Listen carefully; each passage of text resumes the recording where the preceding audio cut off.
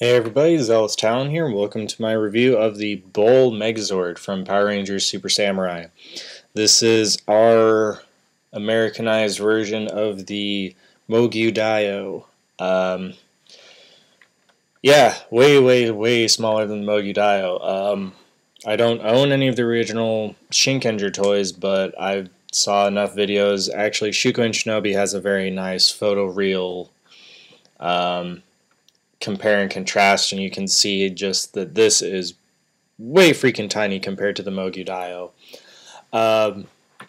But anyway, number one complaint I have to get out of the way is that these were originally joined as sort of a cart thing, and that also plays well into the Samurai Hao, aka Gigazord formation, where this guy is pretty much forming the basis of the Battle Throne half of the combination.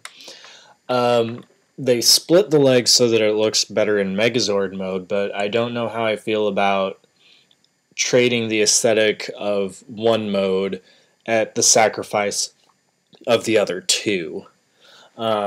Because these being split makes the Bull mode and the Gigazord mode look not as good.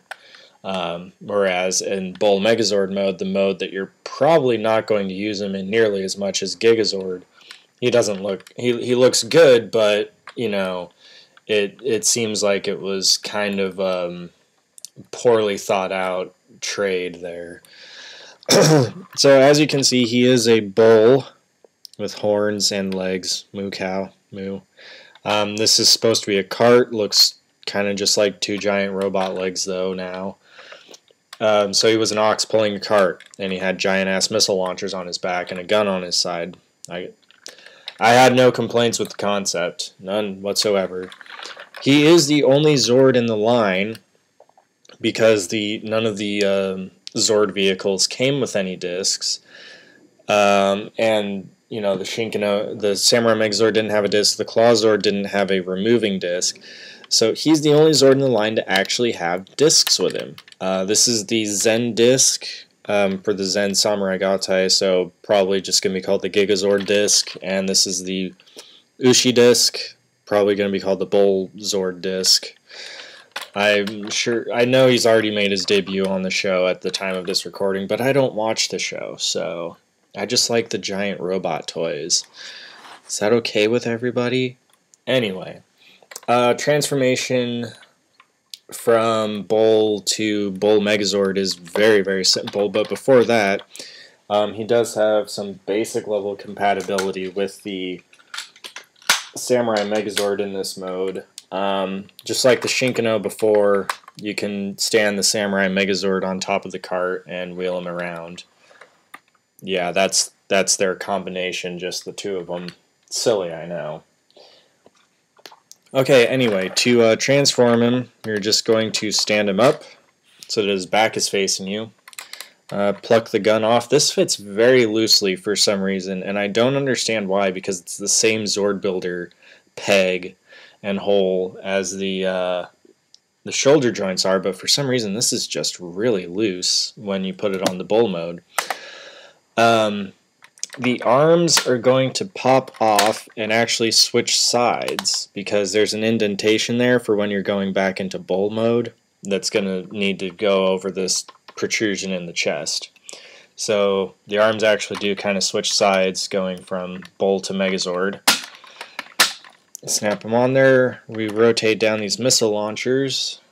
Pop his gun in his hand. You can rotate the barrel however you see fit to hide the screw holes. And open the face, and we are done. That is the Bull Megazord. He's kind of cool. I dig him. He definitely looks better in this mode than the Ushi Origami did, and you know he looks better than Mogyu robot mode. He's way smaller because he's being a Megazord. He's meant to scale in roughly the same size as the Samurai Megazord and the Claw Battle Zord.